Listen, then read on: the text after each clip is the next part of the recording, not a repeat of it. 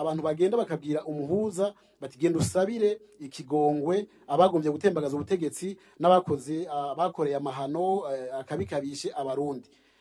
Wewe yavuze ko ivyo bidashoboka mugabo akagerageza kubimwumvisha kibi na ciza bakaguma kubimwumvisha bakoresheje uburyo bwose bakiyobagiza yuko umukuru w'igihugu adashobora kugirira ikigongwe abantu bariko barakurikiranwa n'ubutungane. Umukuru w'igihugu yisunze ingingo y'113 y'ibwirizwa nshingiro ashobora kugirira ikigongwe abantu baba baciriwe urubanza, naho nabanza guhanuza ivyegera vyiwe cyambere cyakabiri cy'umukuru w'igihugu kandi agaca bije n'inama y'igihugu ijejwe umutekano.